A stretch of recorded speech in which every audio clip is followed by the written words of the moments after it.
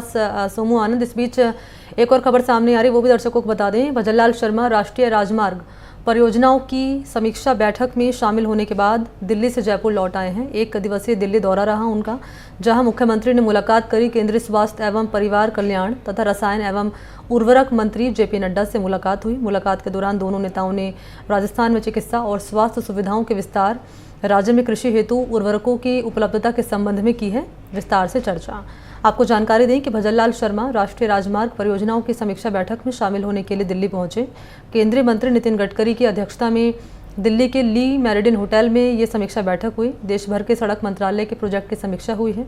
केंद्रीय मंत्री नितिन गडकरी ने राजस्थान में चल रही राष्ट्रीय राजमार्ग परियोजनाओं की विस्तृत समीक्षा की है। नई तकनीक का इस्तेमाल कर क्वालिटी के साथ समयबद्ध तरीके से परियोजनाओं का काम हो, इसके लिए उन्होंने राजस्थान के मुख्यमंत्री भजनलाल शर्मा, केंद्रीय राज्य मंत्री अजय टम्टा और हर्ष मल्होत्रा, केंद्र और राज्य सरकार के अधिकारियों के साथ की है विस्तृत चर्चा।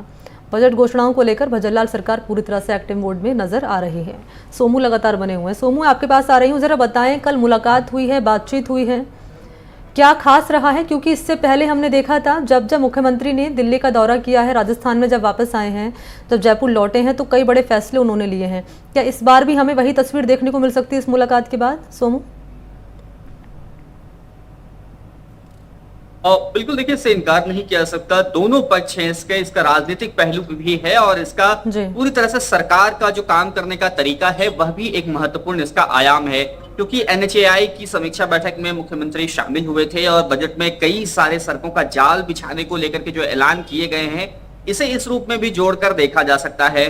क्योंकि वहां पर समीक्षा बैठक में कई सारी चीजें हुई हैं और निश्चित रूप से राजस्थान को आने वाले दिनों में इसका लाभ मिल सकता है। क्योंकि कई सारी राष्ट्रीय राजमार्ग की परियोजनाएं जो हैं वो राजस्थान में चल रही हैं, उसको किस तरह से समय से पूरा किया जा सकता है और जो नई परियोजनाएं शुरू होने वाली हैं उसमें गुणवत्ता का और उसके साथ साथ उसको टाइमली किस तरह से पूरा किया जा सकता है, इसको लेकर के भी बातचीत हुई है। तो निश्चित रूप से वह बैठक काफी महत्वपूर्ण रही राजस्थान के ख्याल से, अगर NHAI की समीक्षा बैठक की हम बात करें।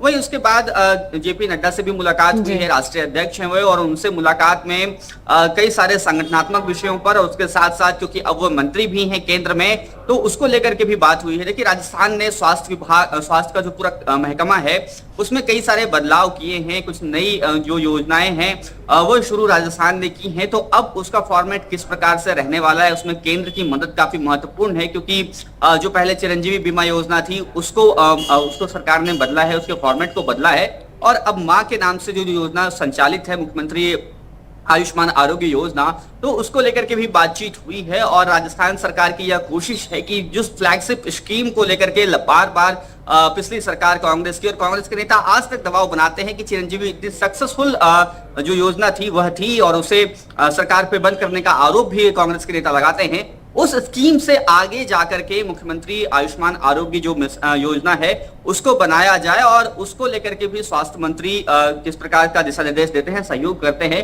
ये काफी महत्वपूर्ण था। तो इस बैठक को उस लिहाज से भी देखा जा सकता है। साथ ही साथ क्योंकि उपचुनाव होने हैं और संगठन में भी फेरबदल की गुंजाइश होनी है, तो निश्चित रूप से उसको लेकर के भी राष्ट्रीय अध्यक्ष से चर्चा हुई है।